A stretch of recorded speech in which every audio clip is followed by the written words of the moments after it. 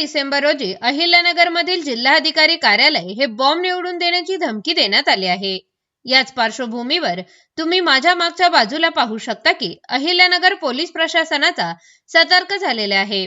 जिल्हा अधिकारी कार्यालयामध्ये बॉम्ब शोध पथकाच्या साहाय्याने हा जो धमकीचा जो मेल आला आहे त्याची शहानिशा करत आहेत आणि याचबरोबर या ठिकाणी जिल्हाधिकारी कार्यालयातील जे काही कर्मचारी असतील, अधिकारी असतील, त्यांना एका ठिकाणी एकत्रित करण्यात आले आहे।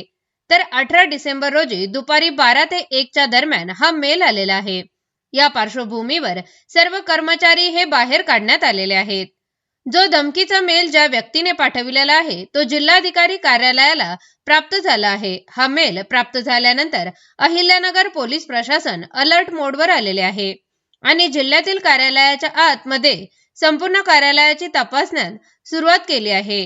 याच पार्श्वभूमीवर खबरदारीचा उपाय म्हणून या ठिकाणी सर्व जे कर्मचारी आहेत त्यांना देखील एका ठिकाणी जमा करण्यात आले आहे, त्यानंतर बाहेर काढण्यात आले आहे आणि ज्या व्यक्तीने हा धमकी मेल पाठविला आहे नेमका त्याचा उद्देश काय आहे याचा संपूर्ण शोध आता अहिल्यानगर पोलीस प्रशासन घेत आहे।